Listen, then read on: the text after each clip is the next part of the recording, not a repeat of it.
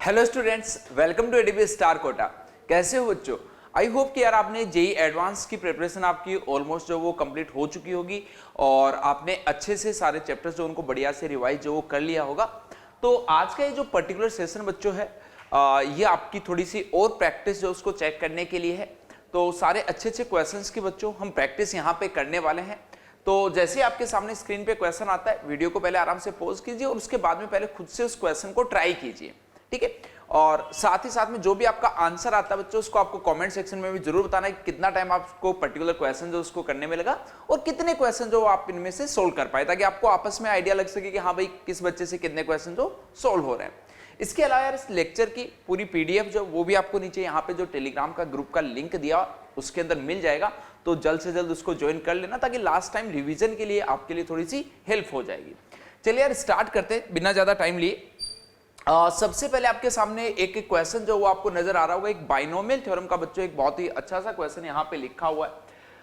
-1⁻r-1 into r divided by 2NCr।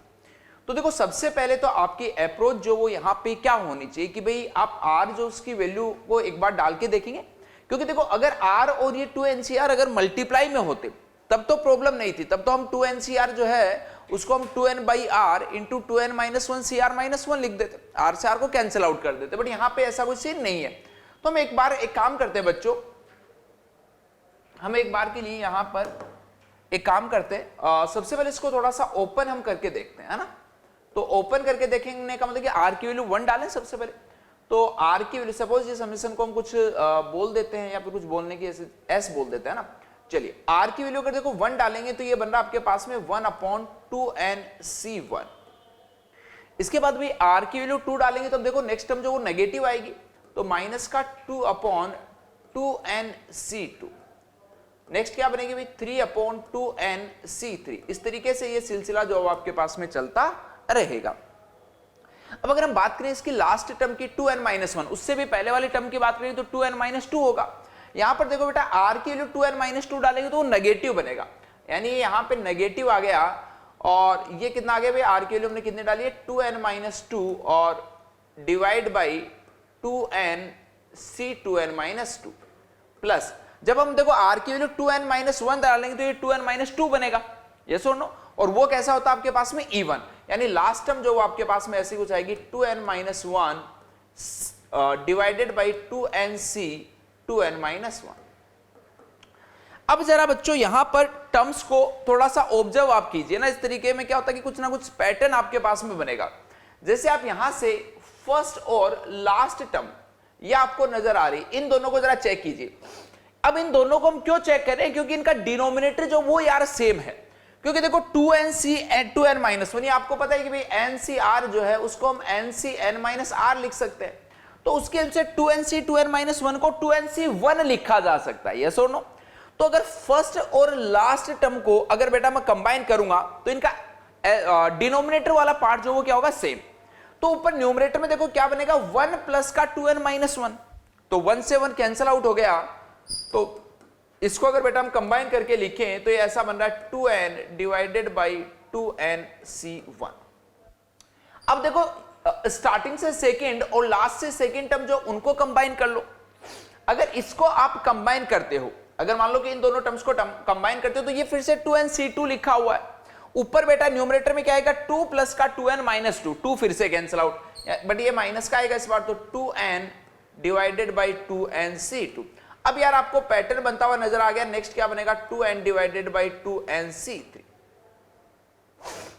चलिए अब देखो पहली चीज तो यहां पर टोटल नंबर ऑफ टर्म्स जो वो बेटा कितनी लिखी है 2n-1 टर्म्स लिखी है, यस और नो। अब अगर 2n-1 टर्म्स लिखी हुई है, इसका मतलब नंबर ऑफ टर्म्स जो वो कैसे हैं ओड टर्म्स हैं। इसका मतलब पेयर्स जब हम बना रहे हैं बेटा, तो पेयर बनाने के बाद में आपके पास में एक टर्म जो वो बच जाएगी, एक टर्म जो वो तो बचेगी भाई बीच वाली। तो वो टर्म देखो क्या बचेगी, सबसे पहले अगर मान लो उस टर्म की बात कर ले, ये यहां पर एक टर्म बचेगी, वो टर्म क्या होगी 2n-1 टर्म है। इसका मतलब बेटा क्या है कि आपके पास में आप ऐसा समझ लीजिए कि n-1 टर्म्स n टर्म्स इधर हैं, या फिर n-1 टर्म्स आप ऐसा बोल दीजिए इधर है, n-1 टर्म इधर है, और ये बीच में nth टर्म जो वो क्या होगी इसकी मिडल टर्म होगी। जब r की वैल्यू बेटा हम n डालेंगे वो आपके पास में कैसी टर्म आएगी, मिडल टर्म जो वो आपको मिलेगी। आई होप ये बात आपको अच्छे से समझ में आती होगी। चलिए, तो अब r की वैल्यू देखो, अगर यहां पे हम n डाल दें तो इसका मतलब ये देखो क्या बनेगा, -1 की पावर n माइनस का 1 इंटू में n अपॉन 2n cn। इस तरीके का कुछ बच्चों आपको यहां पे बनता हुआ नजर आ जाएगा।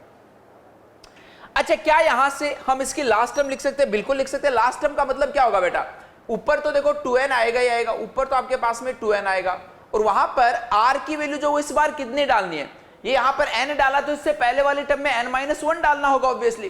तो n-1 डालेंगे तो ये देखो ऐसा बनेगा 2nc n-1 इंटू में -1 की पावर कितना बनेगा, -1 की पावर n-2। ठीक है, देखते जाइए, अभी तो मजा आना स्टार्ट होगा। s इज इक्वल्स टू, यहां से बेटा 2n को आप बाहर ले सकते हो, तो ये देखो कितना बनेगा 1 अपॉन 2nc1 माइनस का 1 अपॉन 2nc2 प्लस का 1 अपॉन 2nc3 से लेके लास्ट में आएगा 1 अपॉन 2ncn माइनस 1 की पावर n-2। और ये लास्ट वाली टर्म बेटा ऐसी की ऐसी है, -1 की power n-1 into n upon 2ncn। अब यार देखो एक चीज सोचो जरा कि ये आपको कोफिशिएंट जो वो किस में नजर आ रहे हैं, ये देखो जरा ध्यान से, कोफिशिएंट जो है वो आपके पास में डिनोमिनेटर में आ रहे हैं।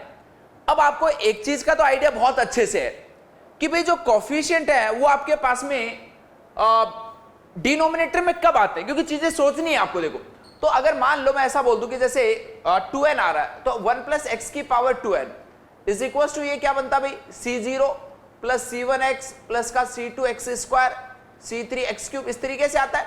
अब अगर मान लो हम इसको इंटीग्रेट करते हैं तो c0x आता है, c1x स्क्वायर बाई 2 आता है, लेकिन यहां पे डिनोमिनेटर के अंदर टर्म्स तो आती है, लेकिन डिनोमिनेटर के अंदर अपना ये बाइनोमियल कोफिशिएंट जो वो नहीं आते। तो इसके लिए बच्चों मैं आपको एक फॉर्मूला जो है वो बता रहा हूं, है ना। आई थिंक आपको नहीं पता होगा आप में से बहुत सारे बच्चों को, तो कोई बात नहीं है, आप सीख लीजिएगा। 1 upon NCR is equals to n+1 divided by n+2 into में 1 upon n+1 CR plus 1 upon n+1 CR+1। ये बच्चों एक फॉर्मूला है।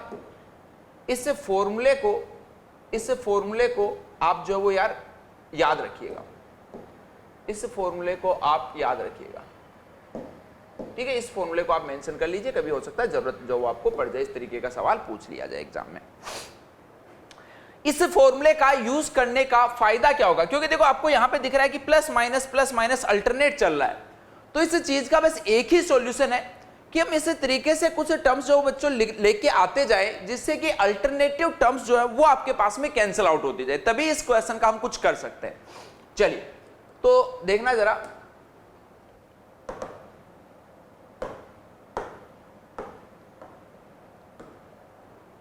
s is equals to 2n।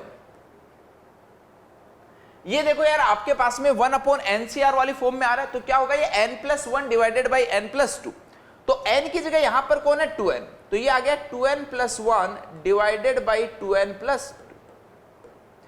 1 upon n+1 यानी 2n है, इसके अंदर 1 ऐड करना है, तो 2n+1 C1 प्लस 1 अपॉन, और नीचे जो बेस है उसके अंदर बेटा क्या करना है, अब 1 ऐड करना, ऐसा बनेगा। नेक्स्ट वाली टर्म बताइए जरा क्या बनेगी, 2n+1 divided by 2n plus का 2, और ये आएगा बेटा 1 अपॉन 2n+1 C2 प्लस का 1 upon 2n+1 C3 and so on. Last में यहां पे भी देखो आके ये भी टर्म मैं लिख देता हूं, -1 की पावर n-2 आएगा, साथ में वही वापस से 2n+1 डिवाइडेड बाई 2n+2 तो हर जगह कॉमन है, ये बनेगा बेटा 1 upon 2n+1 Cn-1 plus 1 upon 2n+1 Cn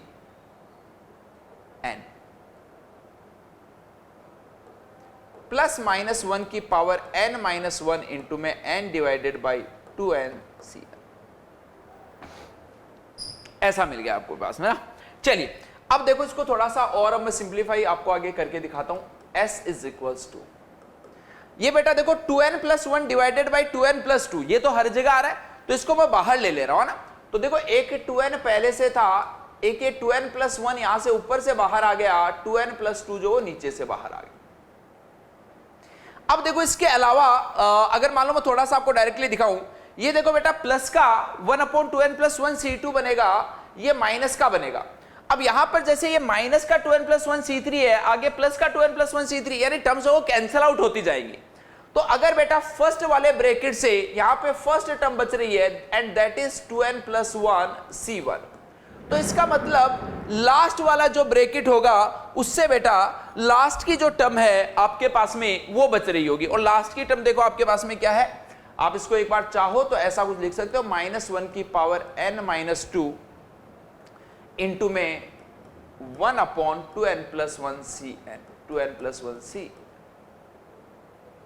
ऐसा आ गया, प्लस और ये लीजिए -1n-1 इंटू में n divided by 2n Cn। ठीक है, इतना तामझाम जो है वो आपके पास में आ चुका है। अब देखो पहली चीज तो यार देखो n के लिए दो पॉसिबिलिटी आपके पास में हो सकती है यहां पे, कि n जो है वो आपके पास में ओड भी आ सकता है और n जो है वो इवन भी आ सकता है। लेकिन एक बात तय है, एक बात बच्चों यहां से तय है कि n चाहे n अगर इवन होगा तो मान लो कि अगर ये पॉजिटिव है तो ये नेगेटिव बनेगा और ये नेगेटिव है तो ये पॉजिटिव बनेगा। इतनी चीज जो वो अपने को पता है। चलिए मैं इसको नेक्स्ट पेज पे थोड़ा सा सोल्व कर देता हूं, ये लाइन दोबारा लिख देता हूं। s इज इक्वल टू आपके पास में ऐसा आ चुका है 2n इंटू में 2n+1 डिवाइडेड बाई 2n+2। इसके अलावा था बेटा 1/2n+1 C1, 1/2n+1 C1 plus -1n-2 into में 1/2n+1 C1।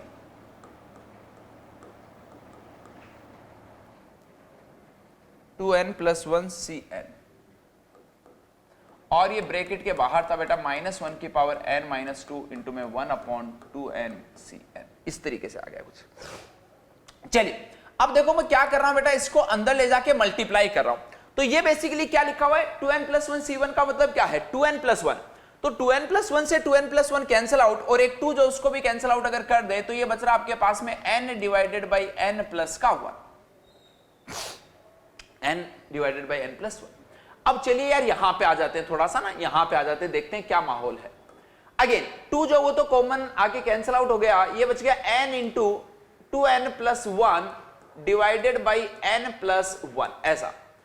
साथ में देखो इस चीज को भी मैं ओपन कर दे रहा हूं, ओपन करूंगा तो बेटा ये क्या बनेगा आपके पास में 2n प्लस का 1 फैक्टोरियल, ये ऊपर जाएगा तो n फैक्टोरियल -1 की पावर n-2, ये शायद आई थिंक यहां पे n-1 था, -1 की पावर n-1 इंटू में 1/2n Cn ऐसा। क्या मजा आ रहा है? चलिए नेक्स्ट देखना जरा, s is equal to n divided by n plus 1 plus इसको यार देखो अगर मान लो मैं थोड़ा सा सिंप्लीफाई करूं तो ये जो 2n+1 फैक्टोरियल है इसको मैं क्या लिख सकता हूं 2n+1 इंटू में 2n फैक्टोरियल। तो उस केस में ये यहां से कैंसिल आउट होगा तो ये बचेगा बेटा 2n फैक्टोरियल। ओके ऐसा आ गया आपके पास है ना 2n फैक्टोरियल, 2n फैक्टोरियल जो वो आपके पास आ चुका है। और इसके अलावा देखो क्या बचेगा, तो एक चीज तो यहां से ये शायद मैंने थोड़ा गलत तो नहीं लिख दिया, ये क्या था 2n+1 Cn था। अच्छा इसमें से ये जब माइनस करेंगे तो बेटा एक n बनेगा और एक n+1 फैक्टोरियल बनेगा। ये मैं दोबारा से लिख देता हूं, इसमें से जब हम माइनस करेंगे तो ये क्या बनेगा n+1 बचेगा एक बार और एक बार n फैक्टोरियल ऐसा आएगा। चलो तो नीचे 2n फैक्टोरियल आपके पास आ चुका है। एक और चीज देखें अगर बेटा हम साथ में, ये जो n+1 है इसको तुम क्या लिख सकते हो, इसको आई थिंक n फैक्टोरियल जो लिखा जा सकता है n+1 into n factorial, sorry, तो ये आ गया आपके पास में n फैक्टोरियल। तो ये देखो जरा अब कितना बन चुका है, ये n ऐसे का ऐसा था और ये 2n फैक्टोरियल इसके साथ में सेट होके 2n Cn बन जाएगा क्या, -1 की पावर n-2 प्लस -1 की पावर n-1। आई थिंक ये इधर कुछ मिसिंग कर दिया हमने, n और था साथ में बेटा, इसके साथ में n था यहां n। चलिए ये आ गया n/2n Cn। अब देखो इन दोनों टर्म्स को क्या ये कैंसिल आउट होंगे बेटा, क्योंकि n अपॉन में 2n cn जो वो तो सेम है, एक जगह -1 की पावर n-2 है, एक जगह n-1। तो अगर एक नेगेटिव बनेगा तो दूसरा ऑटोमेटिकली आपके पास में कैसा बन रहा होगा, पॉजिटिव, यानी ये दोनों बच्चों आपस में कैंसिल आउट हो गए। तो फाइनली आपके पास में s जो वो कितना आ गया, n divided by n plus का 1। यही बच्चों आपके पास में क्या आएगा, इसका फाइनल आंसर। अच्छा, अब देखो, अगर मान लो कि आपके पास में एग्जाम में एक क्वेश्चन आता है ना, अब अगर मान लो यहां पे n की उसने कुछ वैल्यू डाल के दे दी, जैसे 31, 33, 53 कुछ भी दे दी, तब ये क्वेश्चन डिफिकल्ट हो जाएगा। तो उस केस में तो जैसे मैंने सोल्व किया वैसे ही करना पड़ेगा। बट अगर मान लो आपके पास में n के फॉर्म में दिया है, तो बेटा डायरेक्टली ऐसे केस में तुम n की कोई भी वैल्यू मान लेंगे, n की वैल्यू 2 डाल दो, सोल्व कर दो, आंसर खत्म। तो इस तरीके की जो अप्रोच है वो भी जरूर आपको पता होनी चाहिए, ठीक है। तो ध्यान रखना, कई बार एग्जाम में इस तरीके का फंस जाता है मामला कि अगर डायरेक्टली अगर हम वैल्यू डाल पाए तो वो भी बच्चों हम कर सकते हैं। चलिए नेक्स्ट क्वेश्चन पे चलते हैं यार। एक 3D वाले चैप्टर से एक क्वेश्चन है, इसके अंदर बोला गया if ABCD is a regular tetrahedron. तो एक टेट्राहेड्रॉन बना ले क्या, टेट्राहेड्रॉन की शेप मिल जाएगी क्या अपने को? हाँ,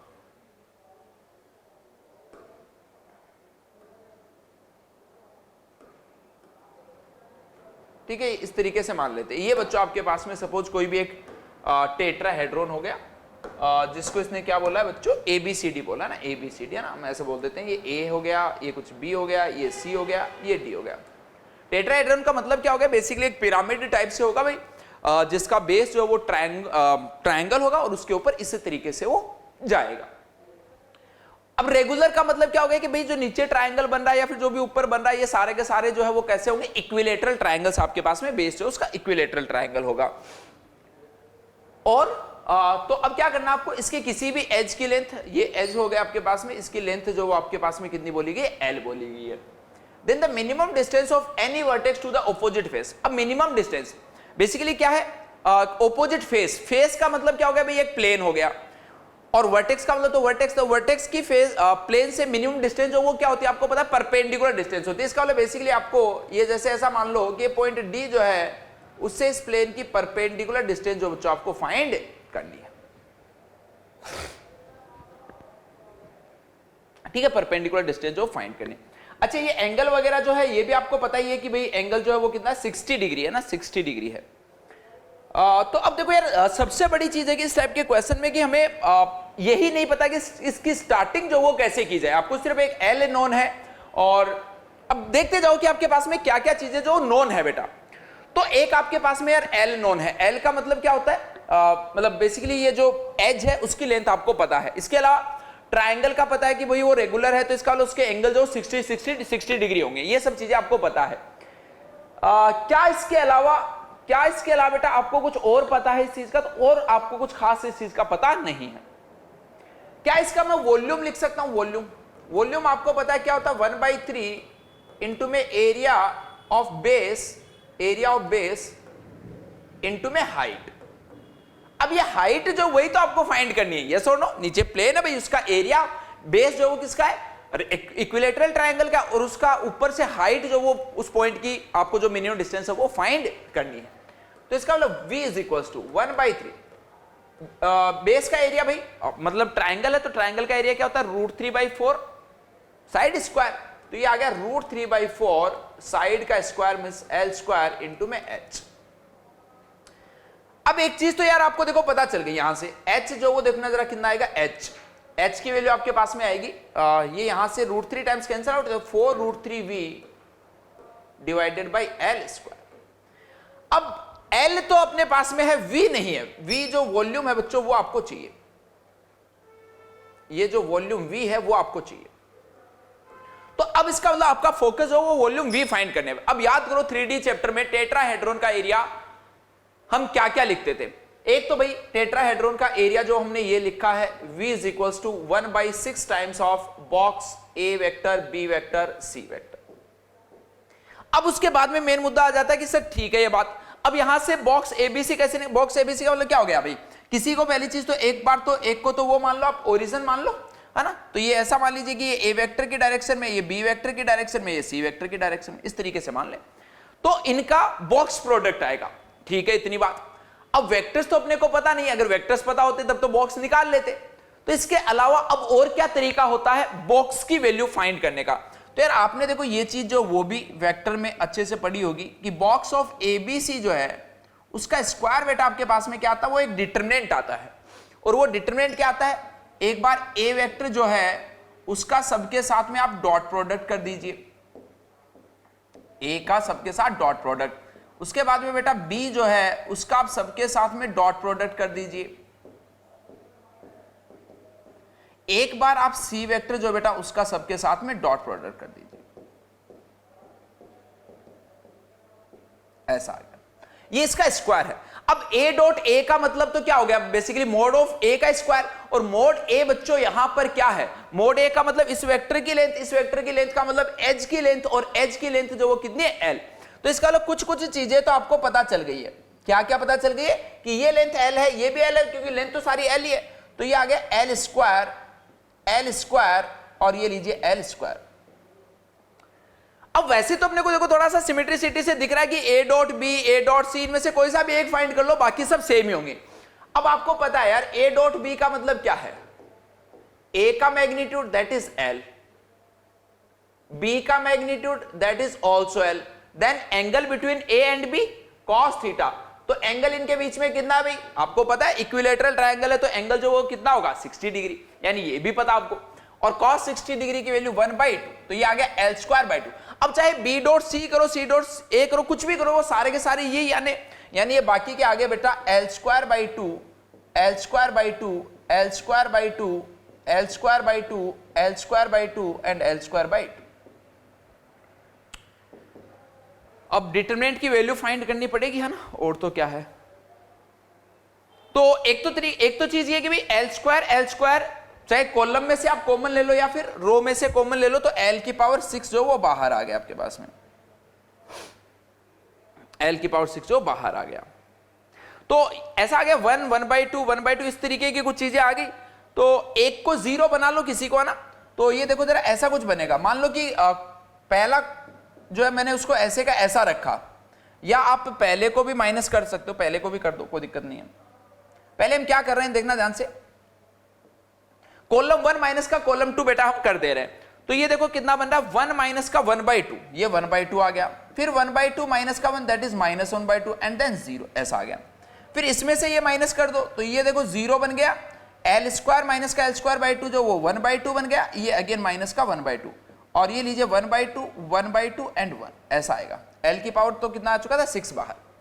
अब इसको एक्सपेंड कर दो, या तो सिंपली देखो 1/2, ये कितना बनेगा बेटा 1/2, और अब चाहो तो इसको कैलकुलेशन के लिए थोड़ा सा 2 से मल्टीप्लाई भी कर सकते हो, बट यहीं से भी कर दो, कोई दिक्कत नहीं है। 1/2 देखना ध्यान से, इसके करेस्पॉन्ड करेंगे तो 1/2 और ये माइनस माइनस प्लस बन जाएगा, तो 1/2 प्लस का 1/4, 1/2 आधा और पाव कितना होता है भाई 3/4, 1/2 प्लस 1/4 3/4, ये 0 बन गया। ये फिर से 1/2 और फिर ये इससे मल्टीप्लाई होता, आई थिंक ये 1/8 बन जाएगा आपके पास में ना, 1/2 और ये आपके पास में कितना बनेगा भाई 1/8 बन जाएगा, 1/8। चलिए तो 1/2 एलसीएम ले लो यार 8, तो ये आपके पास में कितना आ गया 6 और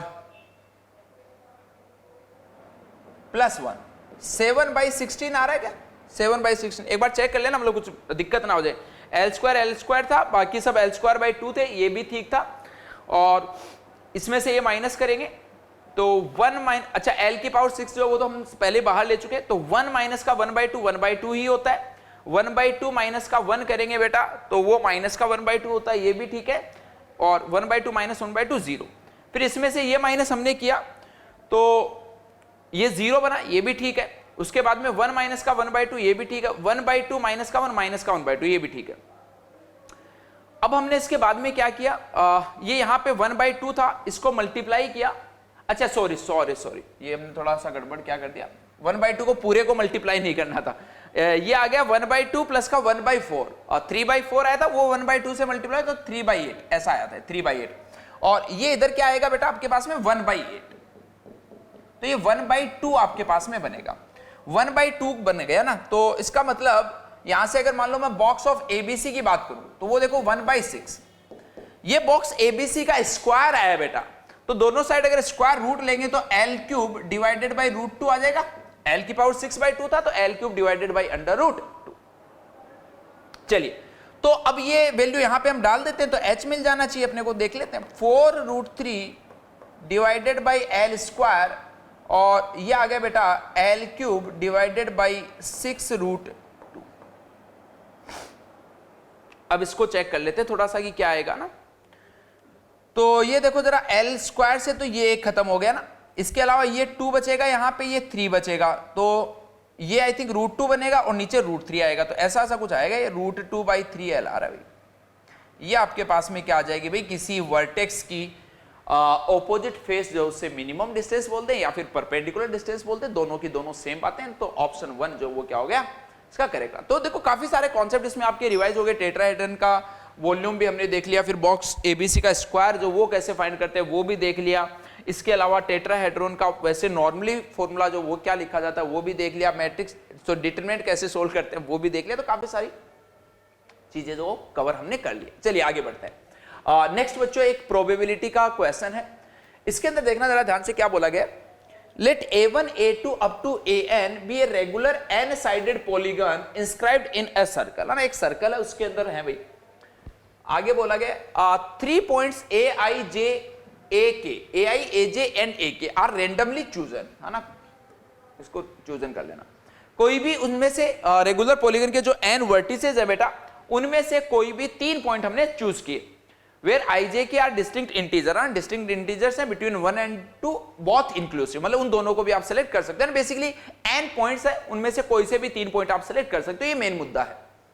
P N D not, P N donate कर दिया क्या, P N D not the probability that the triangle A I J and AK be obtuse, which of the following statement is are true। तो पहले बेटा इसका थोड़ा सा concept समझते हैं कि भाई क्या बोलना चाह रहे हैं ना। नेक्स्ट पेज पे कर लेते हैं इसको। चलिए, तो इसका मतलब जरा देखना बच्चों ध्यान से थोड़ा सा।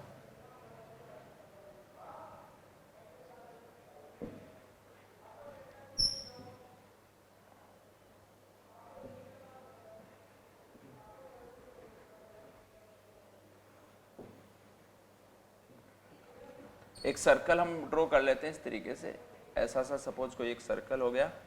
अच्छा, ये अपने को रेडियस चाहिए नहीं है तो इसका क्या करें हम,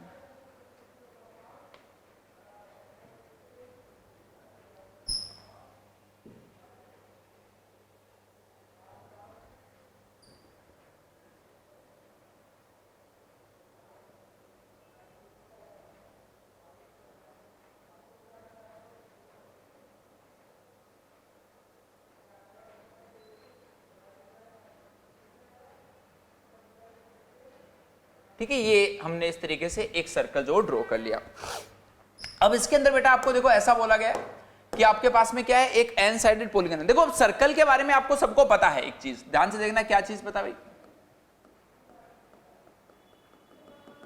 क्या मैं ऐसा बोल सकता हूं कि अगर ये एक सर्कल है तो इस सर्कल में अगर कोई भी 3 पॉइंट डायामीटर के अगर एक साइड है, एक सर्कल में अगर हम कोई भी 3 पॉइंट एक डायामीटर के एक साइड में लें, एक पोर्शन में लें, और अगर उन तीनों को ज्वाइन करा दे तो जो बीच का एंगल बनता है वो हमेशा ऑब्ट्यूस बनता है। इतनी बात भैया आपको पता होगी। तो इसका मतलब अब देखो 2 केसेस लेके मैं आपको यहां पे थोड़ा सा एक्सप्लेन जो वो कर देता हूं। केस 1 में मैंने ऐसा बोल दिया, अपने पास में n साइड्स थी, तो let n is odd, n जो वो आपके पास में ओड है, नंबर ऑफ साइड्स जो वो ओड है, तो हमने ऐसा मान लिया n is equal to 2k + 1 type से कुछ मान लिया कि 2k + 1 साइड्स का बच्चों आपके पास में पॉलीगन है। ठीक है, तो ये बात लिख लेना, if we choose any 3 points on either side of diameter then angle will be obtuse। Obtuse triangle चाहिए या ऑब्ट्यूज एंगल चाहिए, भाई दोनों सेम ही तो बात है। Then angle will be obtuse. ठीक है, इस चीज का बस आपको कॉन्सेप्ट जो वो ध्यान होता तो आप इस क्वेश्चन को आराम से कर सकते हो। अब देखो, अब तो आपको क्या करना है, सिंपली सबसे पहले अपने को क्या लिखनी है बच्चों, प्रोबेबिलिटी लिखनी है। प्रोबेबिलिटी किस चीज की लिखनी है कि 2k+1 पॉइंट्स हैं, उनमें से 3 पॉइंट सेलेक्ट करने हैं, तो टोटल नंबर ऑफ वेज जो वो तो बेटा क्या होंगे उसके 2k+1 C3। अब ऊपर आपको इसके फेवरेबल वेज लिखने, तो आप सबसे पहले क्या करो, कोई भी बच्चों एक पॉइंट जो उसको सेलेक्ट कर लो, और एक पॉइंट को आपको पता है सेलेक्ट करने के वेज जो होते हैं वो क्या होते हैं 2k+1 C1। अब आप ऐसा समझो कि सपोज आपने ये वाला पॉइंट जो बेटा सेलेक्ट कर लिया, अब इसके अंदर अगर 2k+1 पॉइंट्स थे, इसका मतलब इधर कितने पॉइंट्स होंगे आपके पास में, k पॉइंट्स होंगे, क्योंकि सब सिमेट्रिक तो होगा ही होगा भाई, इधर भी आपके पास में k पॉइंट्स होंगे। तो मैंने क्या बोला, सपोज ये वाला पॉइंट सेलेक्ट कर लिया, तो जो बाकी के 2 पॉइंट सेलेक्ट करने बेटा, वो या तो आपके पास में इन k पॉइंट्स में से होने चाहिए, या फिर आपके पास में वो जो है वो इन k पॉइंट्स में से होने चाहिए। 2 पॉइंट जो हम सेलेक्ट कर रहे हैं, तो किसी में से भी k पॉइंट्स है, उनमें से 2 पॉइंट को बेटा सेलेक्ट करना है, तो उसके वेज क्या होंगे kc। चलिए अब इसको हम सिंप्लीफाई जो वो भी कर सकते हैं आराम से ना, तो ये आ गया 2k+1 kc2 का मतलब कितना होगा, k into k-1 divided by 2।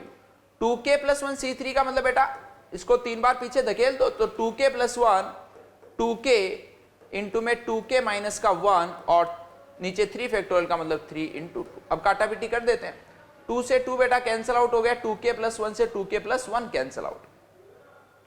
तो ये देखो जरा Pn आपके पास में क्या आएगा, ऊपर तो बन रहा है, अच्छा ये देखो k से k जो वो भी कैंसिल आउट हो जाएगा, तो ऊपर तो आ रहा है 3 इंटू में k-1, 3 इंटू में k-1 डिवाइड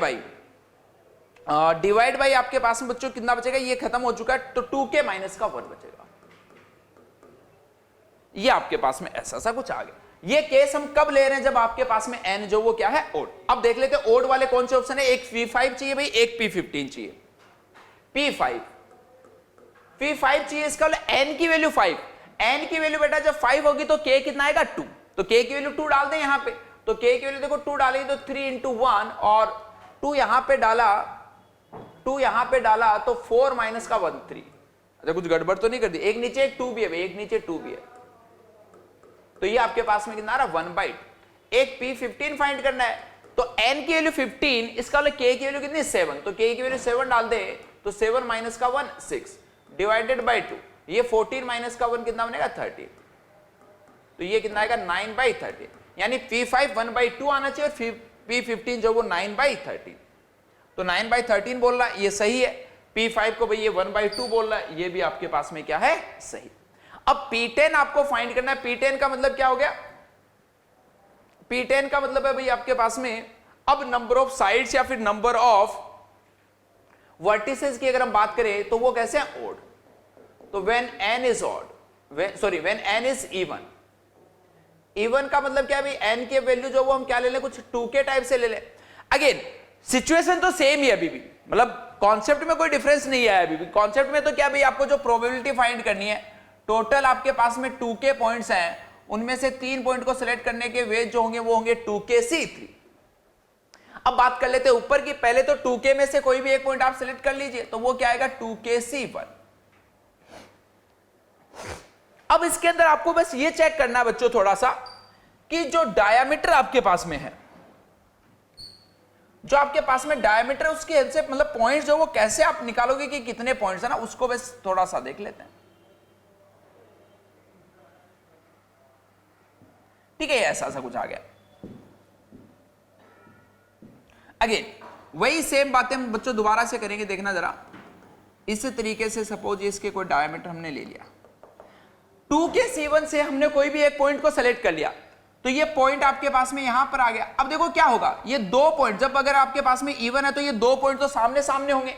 इसके अलावा बच्चों क्या बनेगा आपके पास में, इसके अलावा टोटल 2k पॉइंट्स आने चाहिए, 2 पॉइंट ये हो गए तो 2k-2, यानी k-1 पॉइंट इधर है और k-1 पॉइंट जो वो आपके पास में इस साइड है। तो अगर मान लो कि आपने ये दोनों ऑपोजिट वाले अगर सेलेक्ट कर लिए, बाकी तो तीसरा पॉइंट कहीं पे भी करो तब तो वो 90 डिग्री बन जाएगा। इसका मतलब वो तो आपको करना नहीं है। तो अब आपको देखो जरा क्या करना है कि ये इनमें से कोई एक ही पॉइंट आप सेलेक्ट कर सकते हो, वो आपने ऑलरेडी कर लिया है। अब बाकी के जो बेटा आपके पास में 2 पॉइंट है वो इन k-1 पॉइंट्स में से आपको सेलेक्ट जो वो करने पड़े। तो ये लीजिए k-1 सीट। अब इसको थोड़ा सा सोल्व करके देखते हैं क्या आ रहा है भाई। Pn is equal to, open कर दे तो इसको ये 2k बन गया, ये बच्चों k-1 इंटू में k-2 डिवाइडेड बाई 2 आ गया। ये आपके पास में 2k इंटू में 2k-1 इंटू में 2k-2 और ऊपर कितना आ गया 3 इंटू। तो ये देखो जरा क्या क्या कैंसिल आउट हो रहा है। इस 2 से ये 2 गया भाई, इससे 2k से ये 2k गया, इसमें से अगर 2 बाहर ले लेंगे तो ये k-1 चला जाएगा। तो ऊपर क्या बनेगा 3 इंटू में k-2 और नीचे बनेगा 2 इंटू में 2k-1। तो इसका मतलब देखो जरा ध्यान से कि वहां से भी सेम ही रिजल्ट जो वो आपके पास में आ रहा था, कोई फर्क नहीं पड़ेगा। अब आपको P10 जो फाइंड करना था, इसका मतलब n की वैल्यू बेटा अगर 10 होगी तो k जो वो आपके पास में कितना आ रहा होगा 5। तो इसका मतलब 3 इंटू में 5 आया तो 5 माइनस का 2 भाई कितना बनेगा 3 अपॉन 2। यहां पे भी 5 डालेंगे तो ये आपके पास में कितना आएगा 9, तो ये कितना आएगा 1/2। तो इसका देखो पहली चीज तो अगर आपके पास में ये दोनों सेम आ गए तो इसका हम इसको जनरलाइज करके भी लिख सकते हैं कि Pn जो वो आपके पास में इस तरीके से मिले। चलिए तो P10 जो वो 1/2 यानी कि ऑप्शन 2 जो वो भी इसका करेक्ट होगा। तो ऑप्शन 3 जो वो ऑटोमेटिकली क्या आ जाएगा बच्चों इनकरेक्ट। क्लियर? आई होप आपको बच्चों प्रॉब्लम्स जो वो अच्छी लग रही होंगी, मजा जो आपको सोल्व करने में आ रहा होगा इन क्वेश्चंस को, बट खुद से पहले ट्राई करना, मतलब ऐसा नहीं कि आप देखते रहोगे तो बच्चों मजा नहीं आएगा इतना ना। चलिए नेक्स्ट सवाल। नेक्स्ट सवाल में देखो यार क्या बोला गया आपको, the area of the region containing the origin which is bounded by the curve this is equal to. तो मैं यार इसका कर्व वगैरह जो वो ड्रॉ कर देता हूं, उसके बाद में कैलकुलेशन वाला पार्ट आपके लिए छोड़ दूंगा। तो आपका जो भी आंसर आएगा वो आपको कमेंट सेक्शन में जरूर बताना, ठीक है ना, क्योंकि अगर सारा मैं कुछ करता जाऊंगा तो आपको तो बिल्कुल मेहनत की वो ही नहीं होगी ना, कदर ही नहीं होगी। चलो आओ देखो क्या क्या है। एक तो बोला कि भाई ओरिजिन को कंटेन करने वाला रीजन होना चाहिए। दूसरा क्या बोला है, ये कौन सा कर्व है आपके पास में, ये कौन सा कर्व है ये तो आपको पता है, x² प्लस का y² इज इक्वल्स टू 5 आपके पास में। तो इसको भी नेक्स्ट पेज पे एक बार मैं सोल्व कर देता हूं ना, ताकि अच्छे से स्पेस आपके पास में मिल जाए। एक आपके पास में बच्चों x² प्लस का y² इज इक्वल्स टू 5 और दूसरा कर्व जो वो भी मैं एक बार लिख लेता हूं, ये है mod x minus mod y equals to 1। mod x minus का mod y is equals to 1। क्योंकि देखो आपको कर्व जो वो यार स्केच करना आना चाहिए, अगर वो स्केच नहीं कर पाए तब तो दिक्कत हो जाएगी वैसे। तो पहला तो आपके पास में सर्कल है, सर्कल तो भाई सबको ऑब्वियस सी बात है कि करना आता ही है ना, इसमें तो कोई दिक्कत आपको खास नहीं होगी।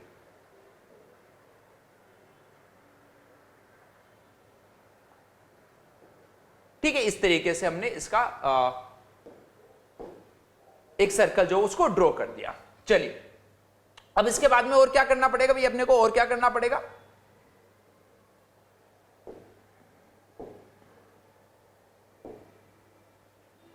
इसकी एक्सिस वगैरह बना देते हैं हम।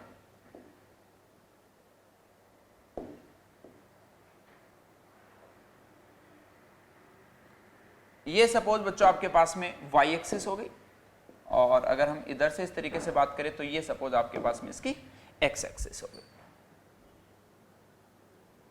चलिए अब जरा हम देखते हैं कि भाई ये जो सेकंड वाला कर्व है ये क्या होगा। अच्छा ये सब पॉइंट तो आपको पता ही है, y की वैल्यू 0 डालेंगे तो ये √5, आपके पास में होगा, ये बच्चों 0, √5 होगा, ये माइनस का √5, होगा, और ये जो वो आपके पास में 0, माइनस का √5 होगा।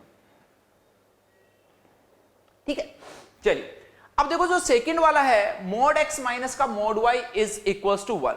तो इसको देखो आप ऐसा कुछ देख सकते हो, सबसे पहले तो आप इसको ऐसा बोल दीजिए कि mod x माइनस का mod y is equals to, एक बार आपके पास में 1 है, एक बार आप ऐसा बोलते कि mod x माइनस का mod y जो वो क्या है आपके पास में माइनस का 1। यानी यहां से अगर बच्चों हम बात करें तो mod y जो वो आपके पास में कितना आ गया, मॉड्यूलस ऑफ x माइनस का 1। यहां से अगर हम बात करें तो mod y जो उसकी वैल्यू आएगी मॉड्यूलस ऑफ x प्लस 1। ऐसा सा कुछ जो वो आपके पास में मिलेगा। अब ऑब्वियस सी बात है कि भाई ये वाला कब आएगा? जब mod x जो है, ये वाला पोर्शन आपके पास mod x minus mod y is equal to 1, ये कब मिलेगा? जब हम ऐसा बोलेंगे भाई mod x जो वो ग्रेटर देन है, इसका मतलब mod y से, तभी तो वो आपके पास में क्या मिल रहा है? पॉजिटिव मिल रहा है। अब देखो इसका ग्राफ जो है वो हम ड्रॉ कर सकते हैं क्या?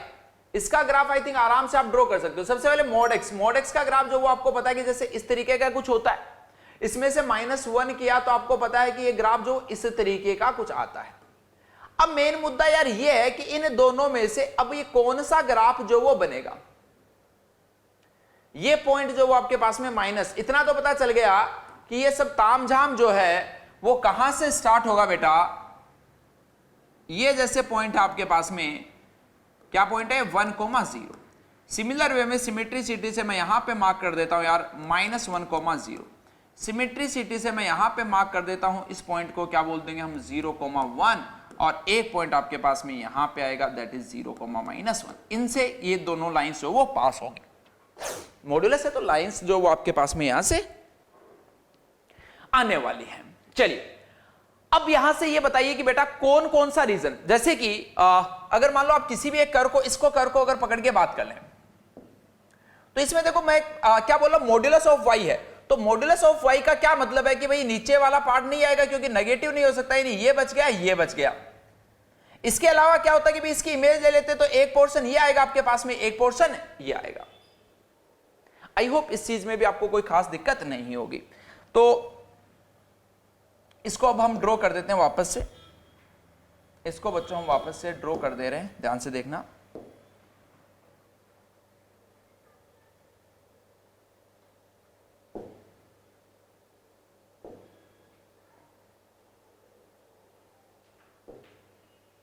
चलिए तो हमने क्या बोला? एक आपके पास में इस तरीके से आएगा कुछ, एक आपके पास में इस तरीके से कुछ आएगा, एक आपके पास में बेटा इस तरीके से कुछ आएगा, एक आपके पास में इस तरीके से कुछ आएगा। ये सब के सब सेम एंगल पे बेटा। सिमिलर वे में जब सेकंड वाला बच्चों हम ड्रॉ करेंगे तो एक आपके पास में इस तरीके से कुछ आएगा, एक आपके पास में इस तरीके से कुछ आएगा, है ना? आप वैसे भी एडवांस की तैयारी कर रहे हो तो आई होप कि आपको ये वाला ग्राफ जो तो समझ में आया होगा, बट स्टिल अगर नहीं आए तो आप कमेंट सेक्शन में बेटा पूछ भी सकते हो ना। ये आपके पास में इस तरीके से पोर्शन जो बन जाएगा। आई होप इसके अंदर यहां तक आपको कोई दिक्कत नहीं होगी। अब देखो मेन चीज क्या है कि अब आपको रीजन जो वो फाइंड करना है कि कौन से रीजन का एरिया आपको कैलकुलेट करना है। इसने क्या बोला है कि इन्हें दोनों कर्व से बाउंडेड होना चाहिए और साथ ही साथ में कंटेनिंग द ओरिजिन। तो इन दोनों से बाउंडेड और ओरिजिन को अगर कंटेन करने वाला एरिया है तो इसका ओरिजिन वाला पोर्शन भाई आपके पास में ये आ गया। पहली चीज तो ओरिजिन जो तो ये आ गया। तो आप ऐसा बोल सकते हो कि अगर हम इसमें एरिया की बात करें तो ये वाला एरिया आएगा कि आपके पास में, देखो ध्यान से, ये वाला जो एरिया आपको नजर आ रहा है, ये वाला जो एरिया आपको नजर आ रहा है, क्या ये वाला एरिया होगा भाई आपके पास में? यस और नो?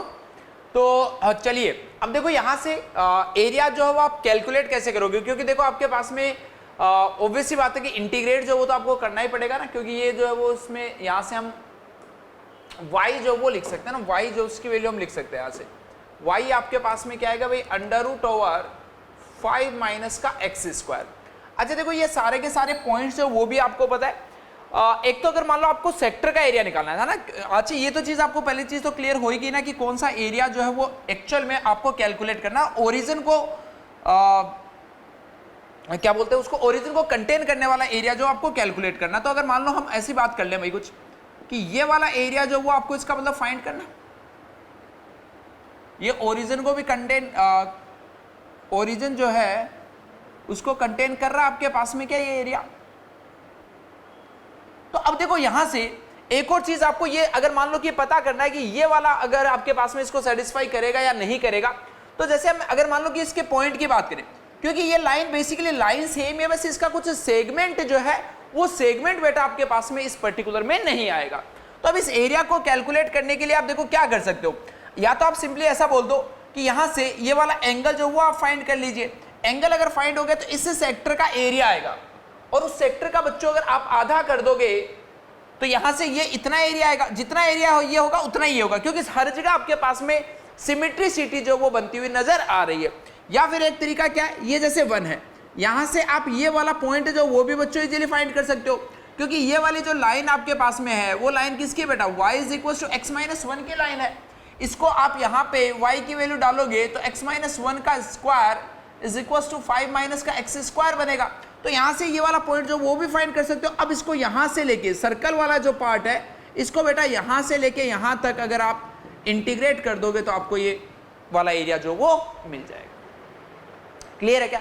तो इसी तरीके से ये भी एक बहुत शानदार क्वेश्चन है, बट जैसे कि मैंने आपको स्टार्टिंग बताया था कि इस क्वेश्चन की कैलकुलेशन जो वो आपके लिए मैं पूरी की पूरी छोड़ रहा हूं। रीजन एरिया का कौन से रीजन का आपको एरिया कैलकुलेट करना है वो भी जैसे मैंने इसमें अभी आपको क्लियरली नहीं बताया, आपको कमेंट सेक्शन में बताना है कि एग्जैक्टली कौन से वाला रीजन जो उसका एरिया कैलकुलेट आपको करना है, साथ में आंसर जो वो भी निकालना है। बस यहां पर जो मेन चीज थी, वैसे कौन से रीजन का एरिया फाइंड करना ये भी ऑब्वियस है वैसे काफी, बट यहाँ पे मेरा मेन पर्पस था कि इसका कर जो है वो इसके साथ में हम ड्रॉ करके कैसे जो है वो इसको मैं आपको शो कर सकता हूँ, ये मेन चीज जो वो यहाँ पे बच्चों गिवन है। ठीक है, तो इसका आंसर मेरे को आपको कमेंट सेक्शन में बता देना है। बढ़िया सवाल है। चलिए नेक्स्ट बात करते हैं बच्चों। नेक्स्ट आपके पास में जो क्वेश्चन है यहाँ पे लिखा हुआ है एक लिमिट का क्वेश्चन देखने में पहली नजर में जो वो नजर आ रहा है। इसमें आपके लिए बच्चों होमवर्क भी रहेगा आपके लिए, लास्ट में एक पैराग्राफ जो है वो आपके लिए अभी इस पर्टिकुलर क्वेश्चन के बाद में लास्ट का एक पैराग्राफ जो है वो आपके लिए होमवर्क भी है। उसका क्वेश्चन जो अपना नेक्स्ट सेशन होगा उसमें बच्चों आपके लिए मैं उस पर्टिकुलर पैराग्राफ जो है उसका सॉल्यूशन लेके आऊंगा, तो उससे पहले आपको कमेंट सेक्शन में भी उसके आंसर जो वो जरूर बताने हैं। चलिए यहां पर देखो यार, इस पर्टिकुलर क्वेश्चन के अंदर आपको क्या बोला गया, एक फंक्शन दिया, सबसे पहले फंक्शन fx, एक क्यूबिक फंक्शन जो वो आपको नजर आ रहा होगा स्क्रीन पे। इसके बाद बोला गया limit x tending to infinite x raise to power 1/3 divided by f inverse 8x minus का f इनवर्स x। इसी तरीके से चीजें जो बच्चों कुछ लिखी हुई है। तो अब देखो इसको आपको सोल्व करना है, तो सबसे पहले तो मैं क्या कर सकता हूं, यहाँ पे limit x tending to infinity. एक काम करते हैं बच्चों, हम देखो इसको ऐसा कुछ लिख सकते हैं f inverse 8x divided by x की पावर 1/3 माइनस का f inverse x divided by x की पावर 1/3। अब देखो ऑब्वियस सी बात है कि ये एक ऐसा फंक्शन लिखा जिसका क्यूबिक जिसका इनवर्स होगा बच्चों आप फाइंड नहीं कर सकते। अगर इनवर्स फाइंड हो जाता तब तो मजा ही आ जाता, तब तो कोई दिक्कत ही नहीं थी, सीधा सीधा हम इसके अंदर कर सकते थे इसको। तो अब यहाँ पे यार देखो दो अलग अलग लिमिट आएंगी। पहली चीज तो उन लिमिट को हम पहले फाइंड कर लेते, एक बार देख लेते कि फाइंड कर पाते कि नहीं। एक लिमिट जो बच्चों आपके पास में x टेंडिंग टू इनफाइनाइट और ये लिखा हुआ f inverse 8x divided by x raise to power 1/3, ये इस तरीके से आपके पास में लिखा हुआ है। अब देखो यार इसके अंदर हम क्या चीज जो वो कर सकते हैं। अच्छा एक चीज तो देखो मैं ऐसा बोल सकता हूं कि भाई f इनवर्स 8x जो है उसको t मान लीजिए आप। तो यहां से आप देख पा रहे हो कि 8x जो है उसकी वैल्यू बच्चों कितनी आएगी आपके पास में f ऑफ t आएगी। तो ये वैल्यू मैं यहां पे सब्स्टिट्यूट कर रहा हूं। और बड़ी ऑब्वियस सी बात है भैया, आपको ये भी चाहिए होगा कि x अगर इंफिनिटी को टेंड कर रहा है तो t जो है वो किसको टेंड करेगा, क्योंकि अब लिमिट जो t क्या आएगी। तो बहुत ही ऑब्वियस सी बात है कि x अगर यहाँ पे इंफिनिटी को टेंड कर रहा है तो बेटा f ऑफ t जो वो भी किसको टेंड करेगा, इंफिनिटी को टेंड करेगा, यानी t जो वो भी इंफिनिटी को टेंड करेगा। यानी यहां से मैं ऐसा लिख सकता हूं क्या, limit t tending to infinity f inverse 8x को बेटा हमने t बोल रखा है डिवाइडेड बाई x की पावर 1/3। x देखो यहां से कितना बच्चों f of t divided by 8 ऐसा आ गया। तो यहां पर x की वैल्यू अगर हम f ऑफ t बाई 8 डालेंगे तो इसकी पावर 1/3 था, तो ये आ गया देखो f of t raise to power 1/3 और 8 की पावर 1/3 करेंगे तो वो आपके पास में कितना मिलेगा। इसी तरीके से कुछ चीजें जो आपके पास आ चुकी है। चलिए limit t tending to infinity. अब यार ये तो देखो आपको पता है f ऑफ t जो वो तो पता ही आपको, ये कितना 8t cube plus 4t square plus का t प्लस 1 की पावर 1/3। अब बच्चों इसके अंदर आप सिंपली क्या कर सकते हो, इसके अंदर आप सिंपली क्या कर सकते हो कि t क्यूब जो उसको बाहर ले लीजिए भाई। तो t क्यूब को अगर बाहर लेंगे तो t बाहर आएगा, वो कैंसिल आउट हो गया। तो ये देखो कितना आ गया 2/8 प्लस का 4/t प्लस का 1/t स्क्वायर एंड ये लीजिए प्लस का 1 की पावर 1/3। अब देखो अगर t इंफिनिटी को जा रहा है तो 1/t तो 0 को जाएगा, तो ये 0 बन गया, ये 0 बन गया बेटा, और ये भी आपके पास में क्या बन गया 0। तो 8 की पावर 1/3 बचेगा एंड दैट इज 2। तो ये वाली लिमिट जो आपके पास में कितनी आ चुकी है 1।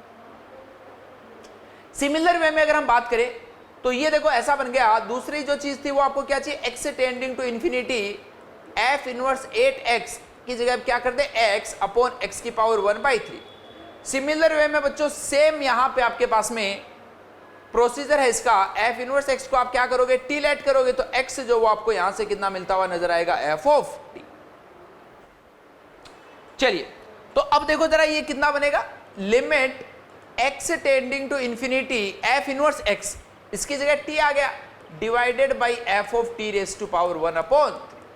फिर से बच्चों सॉरी ये t है यहां पे, limit t tending to infinity t upon f of t जो उसका क्या होगा 8t cube plus 4t square plus t plus का 1 की पावर 1/3 ऐसा। अब देखो फिर से वही सेम प्रोसीजर होगा, बाहर लेंगे तो अब इस बार 8 की पावर 1/3 नीचे 2 बचेगा, ये आ गया 1/2। ये बच्चों हमने दोनों लिमिट जो उनको अलग अलग फाइंड कर लिया है। इस लिमिट की वैल्यू जो है वो आपके पास में कितनी है 1, इसकी लिमिट की वैल्यू जो वो कितनी है 1/2। तो 1 माइनस का 1/2 कितना 1/2 और वो ऊपर जाके बच्चों क्या बनेगा 2, यानी सेकेंड ऑप्शन जो वो क्या होगा इसका करेक्ट आंसर।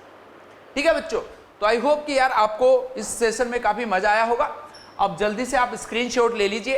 ये जो मैं आपको एक पैराग्राफ की बात कर रहा था, ये एक बढ़िया सा प्रोबेबिलिटी का अच्छा सा पैराग्राफ है, तो इसको आप सोल्व कीजिए। मैं चाहता हूं कि आप खुद का दिमाग जो लगाए, जल्दी नेक्स्ट सेशन जो होगा उसके अंदर स्टार्टिंग में सबसे पहले बच्चों इसी क्वेश्चन को मैं आपके साथ में डिस्कस जो वो करूंगा, तो और इसके आंसर भी आपको बताने, ताकि जो भी करेक्ट आंसर होगा उनको भी मैं कमेंट सेक्शन में जरूर पिन कर दूंगा। ठीक है, तो एक पैराग्राफ टाइप का क्वेश्चन है, आपने इसका स्क्रीनशॉट ले लिया होगा। ये इसका पहला सवाल है, ये इसका सेकंड सवाल है बच्चों, इसका भी आप जो वो स्क्रीनशॉट ले लीजिए। मैं थोड़ा सा साइड में हो जाता हूँ।